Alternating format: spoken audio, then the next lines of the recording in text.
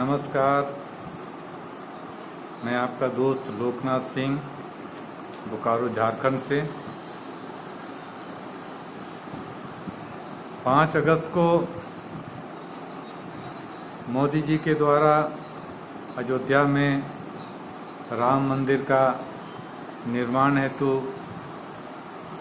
भूमि पूजन किया गया। निश्चित रूप से इस भूमि पूजन के बाद, इस भूमि पूजन के हो जाने से मोदी भक्त, बीजेपी समर्थक और साथ ही साथ पूरे देश भर में जो राम भक्त हैं उनके बीच जरूर खुशी का संचार हुआ होगा। लेकिन सबसे महत्वपूर्ण बात यह है, विचारणीय बात यह है कि क्या सचमुच में आज हमारे बीच, हमारे सामने क्या सबसे बड़ा जरूरी चीज जो है मंदिर है और आकाश छूती मूर्ति है? क्या आज हमारे सामने सबसे जरूरी चीज यही है, या रोटी, कपड़ा, मकान, रोजी रोजगार, शिक्षा, स्वास्थ्य, पानी, बिजली, जो ठेका में काम कर रहे हैं उनको उचित मजदूरी, उनका शिक्षा, स्वास्थ्य, पानी, बिजली, आवास, जो लोग मानदेय पे काम कर रहे हैं, जो लोग आंगनबाड़ी में काम कर रहे हैं, मिड डे वर्कर हैं, सहिया हैं, प्लांट के अंदर में ठेकेदारी प्रथा में काम कर रहे हैं, जिनको मात्र 3,000 रुपया महीना मिलता है, ऐसे मजदूरों को उनका न्यूनतम मजदूरी दिलाना, ये सब जरूरी है या सबसे ज़्यादा जरूरी मंदिर? ये बहुत बड़ा विचार करने वाली बात है। आज आप देख रहे हैं कि पूरे देश के अंदर में और पूरे दुनिया में कोरोना महामारी आया हुआ है, और इस कोरोना महामारी के चलते सबसे ज़्यादा जो दिहाड़ी मजदूर हैं, रोज कमाने खाने वाले मजदूर हैं, ठेकेदार मजदूर हैं, निम्न मध्यम वर्ग हैं, मध्यम वर्ग हैं, इन सभी लोग इस कोरोना महामारी के चलते आज इन सब का रोजी रोजगार ठप हो गया है, और इनके सामने में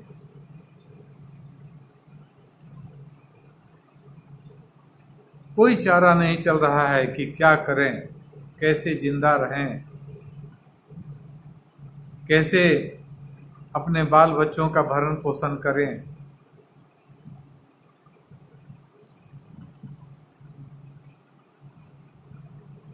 और आज इस कोरोना के वजह से आपने देखा होगा, जो एक राज्य से दूसरे राज्य चले गए हैं काम करने,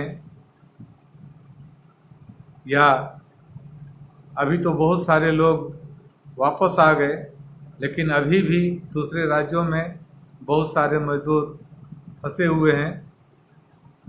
लेकिन उनके साथ उनको घर वापसी में कितना कष्ट झेलना पड़ा, उनके साथ में कितना अमानवीय व्यवहार किया गया, जैसे वो इंसान है ही नहीं।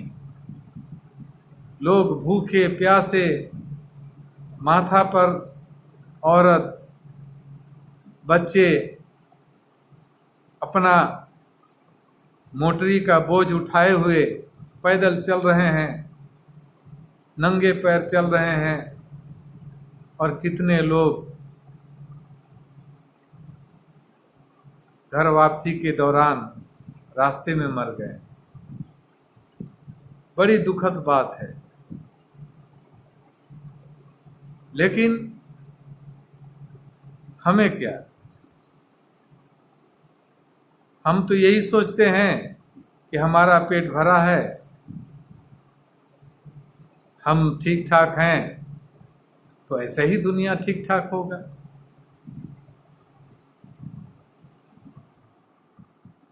लेकिन ध्यान से इस पर गौर करने से कोई भी संवेदनशील व्यक्ति जो मजदूरों के साथ में जिस तरह से उनको कष्ट झेलना पड़ा, ये वीडियो जिसने भी देखा होगा, समाचारों में पढ़ा होगा, उनका हृदय जरूर दहल गया होगा। तो आज सवाल यह है कि क्या सचमुच में कोरोना बहुत बड़ा भयानक चीज है, बहुत बड़ा शक्तिशाली चीज है, और इसके सामने में साइंस भी फेल हो गया है। भगवान तो जो शक्तिशाली आज तक कल तक कहा जाता था, आज तक भी बहुत लोग अभी भी भगवान को शक्तिशाली मानते हैं। लेकिन एक बात तो साबित हो गया कि इस कोरोना महामारी ने यह साबित कर दिया कि सबसे बलशाली जो है कोरोना जो बीमारी है, यही बलशाली है। इसके सामने में सभी भगवान लाचार हो गए हैं। सभी मंदिर, मस्जिद, चर्च, गुरुद्वारे सभी में ताले पड़ गए। क्षमा करेंगे, मेरा मकसद किसी के धार्मिक भावना को ठेस पहुंचाना नहीं है। मेरा मकसद है सच को सामने लाना।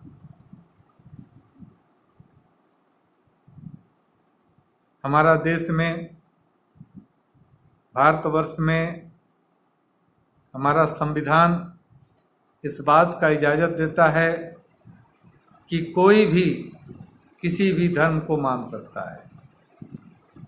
हमारा देश सेकुलर देश है और यहाँ किसी को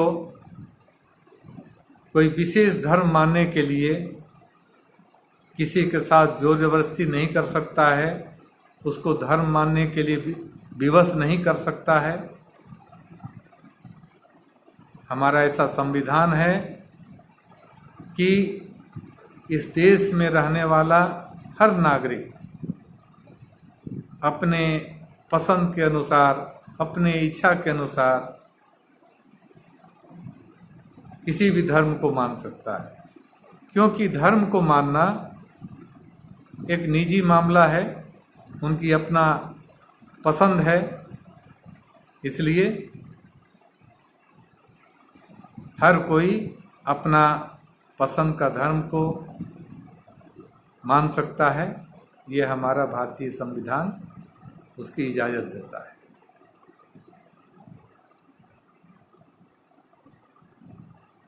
आज आप देख रहे हैं कि ये मंदिर बनने से क्या सचमुच में हमारी सारी समस्याएं हल हो जाएंगी?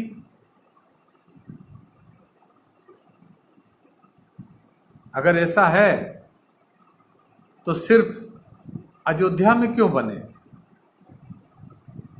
हर राज्य में जिस तरह से अयोध्या में राम मंदिर बनने जा रहा है, वैसा ही राम मंदिर पूरे राज्य में, हर राज्य के मुख्यालय जो राजधानी है वहाँ राम मंदिर बने।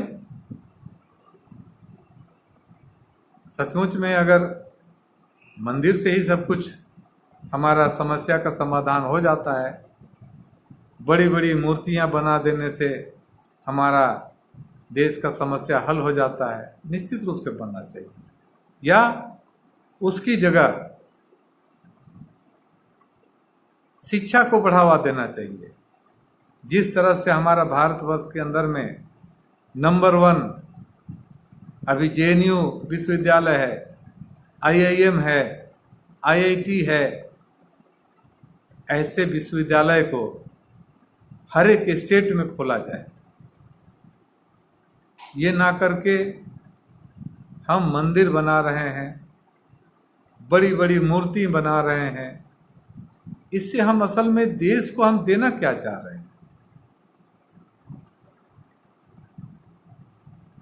देश को हम देना क्या चाह रहे हैं?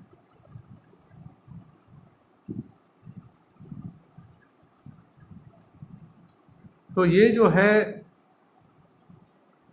आज एक तरफ जो देश का शिक्षा है, कोई भी स्कूल, कोई भी विश्वविद्यालय हो, स्कूल हो, कॉलेज हो, जहाँ शिक्षा दिया जाता है, ज्ञान दिया जाता है, स्कूल आपके बच्चे को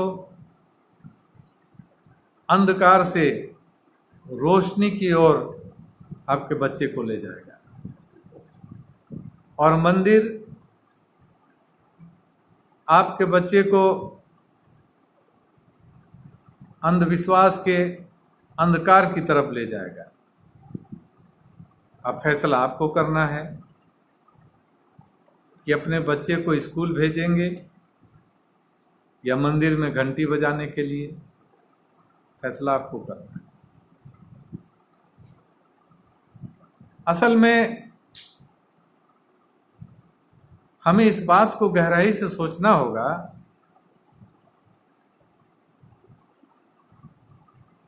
कि हमारा बेहतर समाज कैसे बनेगा, कौन बनाएगा? क्या बेहतर समाज अपने आप बन जाएगा? उसमें हमारी कोई ज़रूरत नहीं है, हमें उसमें लगने की कोई ज़रूरत नहीं है? क्या ऐसा है क्या? जी नहीं, ऐसा नहीं है।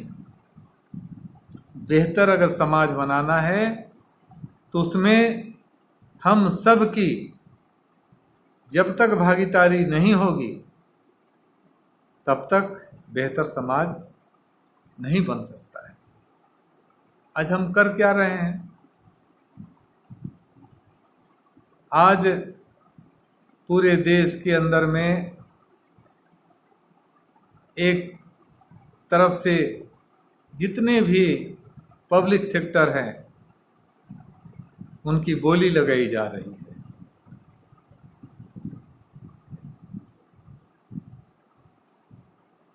अब पब्लिक सेक्टर नहीं रहेगा तो लोगों को रोजगार कहाँ से मिलेगा, नौकरी कहाँ से मिलेगा?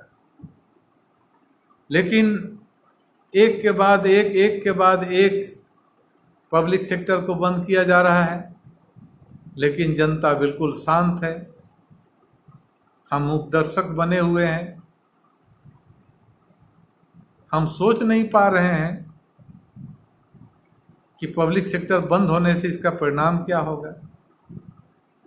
आज किसी भी फैमिली में आप चले जाएं, किसी भी फैमिली में जाकर उनके गार्जियन से पूछें या जो युवा बेरोजगार हैं उनसे पूछें कि आप अपने बच्चे को सरकारी नौकरी देना चाहते हैं या प्राइवेट में ठेकेदार के अंदर में काम कराना चाहते हैं। आपको इसका क्या उत्तर देते हैं? आपको यही उत्तर मिलेगा कि हम अपने बच्चे को सरकारी नौकरी कराएंगे। इसलिए सरकारी नौकरी कराना चाहते हैं क्योंकि सरकारी नौकरी एक बार हो जाने के बाद कम से कम 58 साल के लिए उसका जीवन सुरक्षित हो जाता है।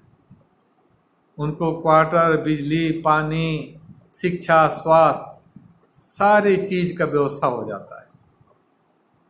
और जिस भी युवा को, जिस भी आदमी को एक बार सरकारी नौकरी मिल जाती है तो उसका, उस घर का, उस परिवार का आर्थिक समृद्धि आ जाता है और वो सब कुछ करने में सक्षम हो जाता है। इसी वजह से लोग सरकारी नौकरी चाहते हैं। लेकिन कहा क्या जा रहा है, सरकारी कर्मचारी काम ही नहीं करते हैं, इसलिए उसको बंद करना जरूरी है। सब कामचोर हो गए हैं। मतलब देश आजाद होने के बाद में पिछली सरकार ने जो पब्लिक सेक्टर खोला बहुत गलत काम किया।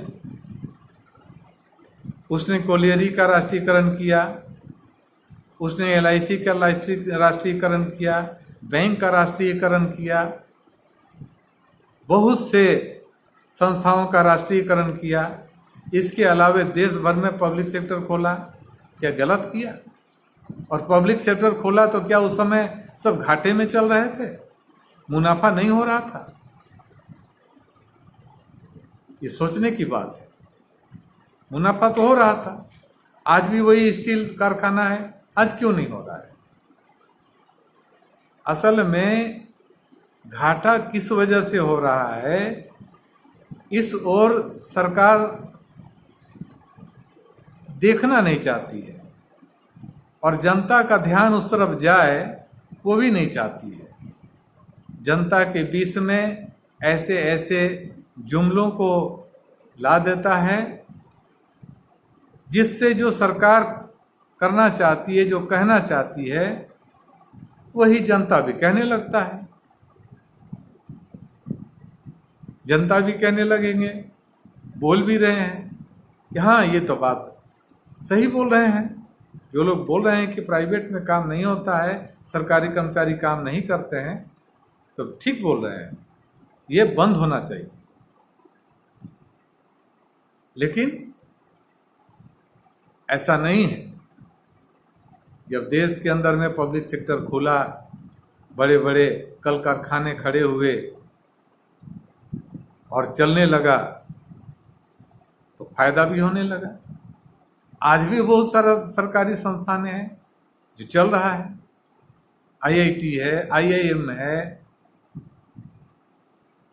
JNU है, बहुत सारे विश्वविद्यालय हैं, सरकार द्वारा चलाए जा रहे हैं। वो क्यों चल रहा है और कारखाना क्यों नहीं चलता है? असल में अपना जिम्मेवारी से पल्ला झाड़ देना इसको कहा जाता है और सीधा सीधी दोष मर दो मजदूर पर और जनता को भी इस तरह से कन्वांसिंग कर दो कि वो भी समर्थन में खड़े हो जाए। आज यहाँ तक ऐसे लोग भी बोलते हैं जो खुद सरकारी नौकरी में थे, आज रिटायर हो गए, वो भी बोलते हैं नहीं, सरकार जो कदम उठाया है ठीक किया है,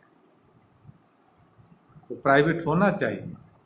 लेकिन जिस समय उस नौकरी पर थे उस समय अगर प्राइवेट होता तो झंडा बैनर लेके एकदम सड़क पर उतर जाते। अब रिटायर हो गए हैं तो वही सरकारी कर्मचारी अब बोलते हैं कि नहीं, प्राइवेट जो सरकार कर रही है वो अच्छा कर रही है। असल में देखिए,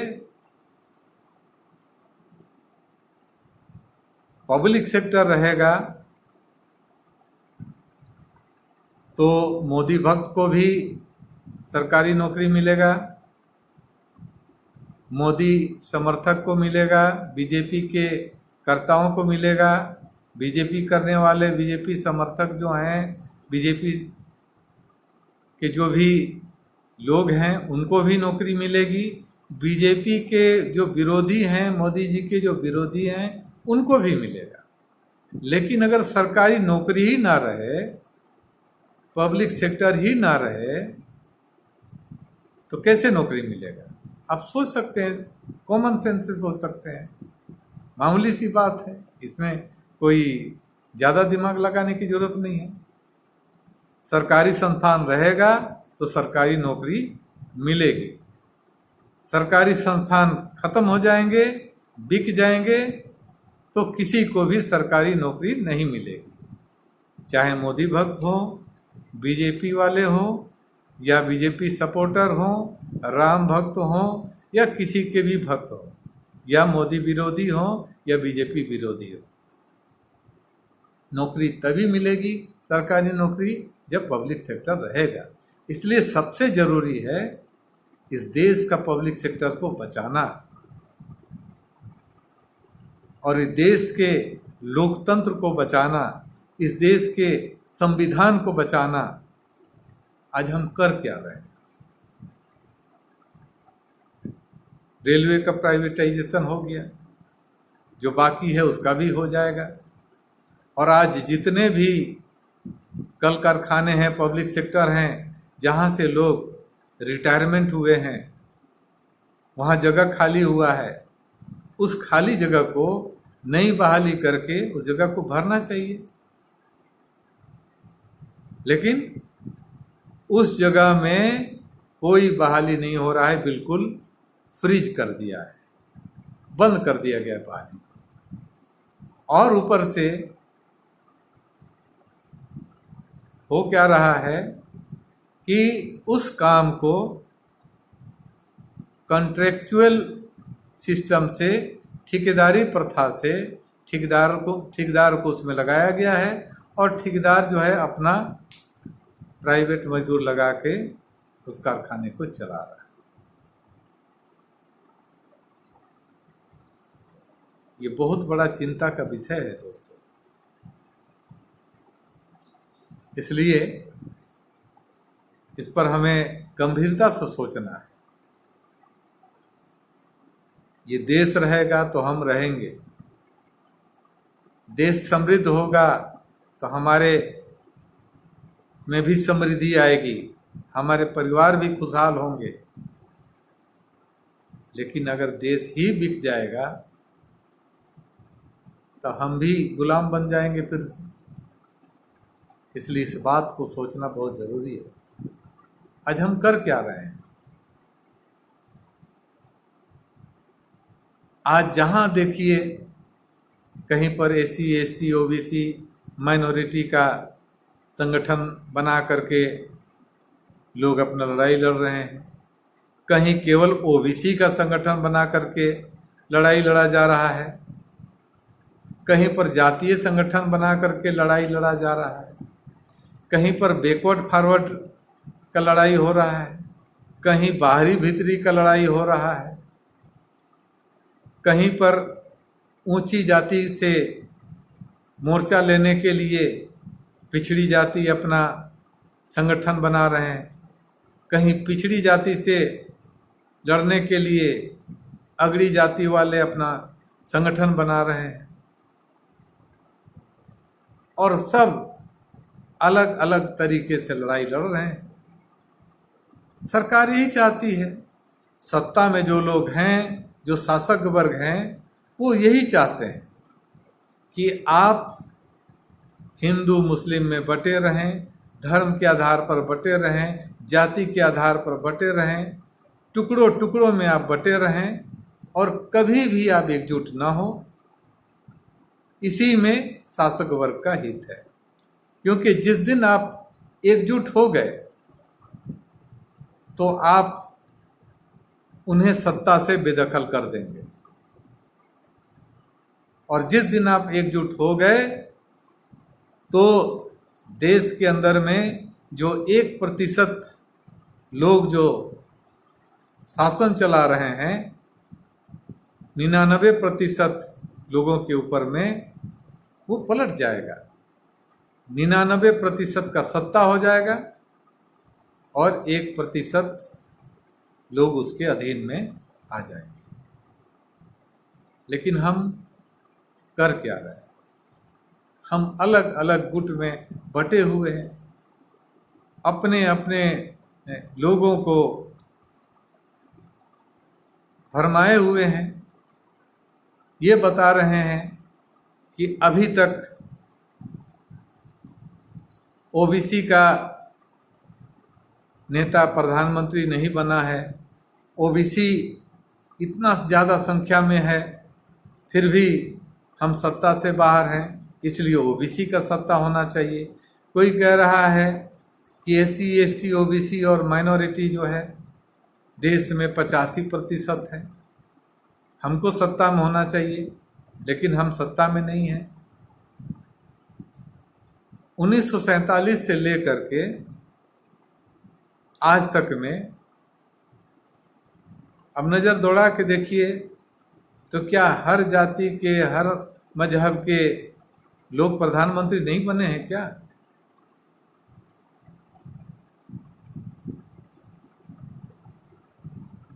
बैकवर्ड क्लास के प्रधानमंत्री नहीं बने हैं क्या? ओबीसी के मुख्यमंत्री नहीं बने हैं क्या? या फॉरवर्ड के नहीं बने हैं क्या?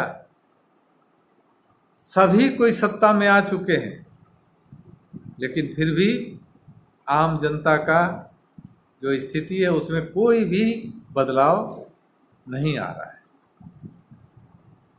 क्यों नहीं आ रहा है, इसको समझना पड़ेगा। इसलिए नहीं आ रहा है क्योंकि पूरे दुनिया में दो ही विचारधारा है और दो ही व्यवस्था है। एक पूंजीवादी व्यवस्था है और एक समाजवादी व्यवस्था है। एक पूंजीवादी विचारधारा है और एक समाजवादी विचारधारा है। अगर आप समाजवादी विचारधारा के नहीं हैं, यानी कि समाजवादी, मेरा कहने का आशय यह है कि मार्क्सवादी विचार, अगर आप मार्क्सवादी विचार के नहीं हैं, वो समाजवादी अगर आप नहीं हैं, तो आप जो भी कार्यकलाप कर रहे हैं सत्ता बदलने के लिए, वो जाने अनजाने में इसी पूंजीवादी व्यवस्था को आप मजबूत करने का काम कर रहे हैं, इसको बदलने का काम नहीं कर रहे हैं। इस पूंजीवादी आर्थिक ढांचा को समझिए। इस पूंजीवादी आर्थिक ढांचा में हम सामूहिक रूप से उत्पादन करते हैं मिलजुल करके, लेकिन जब कोई माल का उत्पादन हो जाता है तो उसमें उत्पादन करने वाले का उसमें कोई अधिकार नहीं होता है। उसका अधिकार, उसके उस माल पर अधिकार उसका होता है जिसने उसको उत्पादन नहीं किया है। वो तय करता है कि ये किसको मिलेगा, किसको नहीं मिलेगा, और किसको मिलेगा तो कितना मिलेगा। तो जब तक उत्पादन क्षेत्र में जिस तरह से सामूहिकता है, उसी तरह से वितरण क्षेत्र में भी जब तक सामूहिकता नहीं आएगा, तब तक इस पूंजीवादी व्यवस्था जो मुनाफा पर आधारित है, इस मुनाफा पर आधारित व्यवस्था के रहते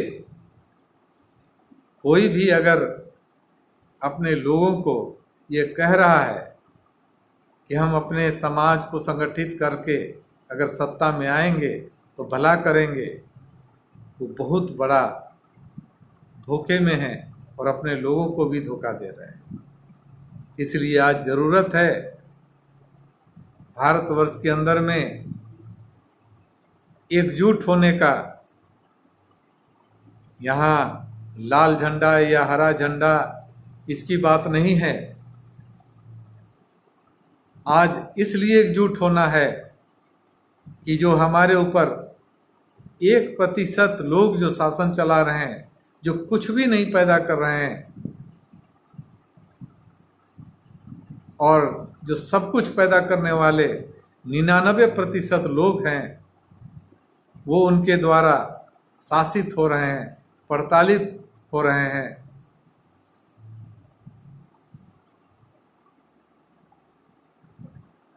तो इसलिए आज का ज़रूरत है कि हमें धर्म, संप्रदाय, अगड़ी पिछड़ी, बाहरी भीतरी, ये सबसे ऊपर उठ करके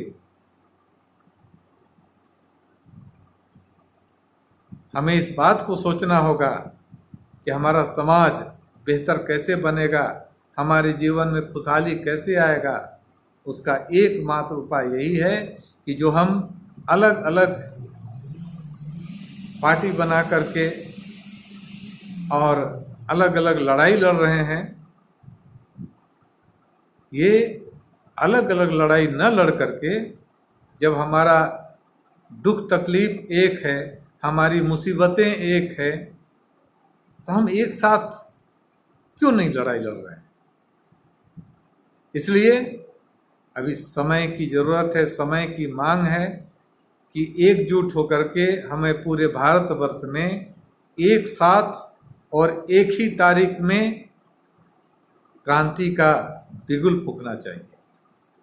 और उसके लिए भारतवर्ष के अंदर में एक प्लेटफॉर्म भी बना हुआ है जिसका नाम है all India people's forum, AIPF। आप जो भी संगठन बनाए हैं उस संगठन को तोड़ने की जरूरत नहीं है, चाहे वो जातीय संगठन हो या OBC का संगठन हो या ST SC OBC माइनॉरिटी का संगठन हो या दलित समाज का संगठन हो या कोई भी संगठन हो। सभी संगठन उस AIPF all India people's forum के घटक बन करके हम एक साथ एकताबद्ध होकर के देश के अंदर में एक जनवादी क्रांति के लिए एक साथ बिगुल फूकें। अगर हम ऐसा करते हैं तो निश्चित रूप से हम जीतेंगे और 99% जो सब कुछ पैदा करने वाले मजदूर, किसान, देशभक्त और न्याय पसंद आवाम है, उस 99% जनता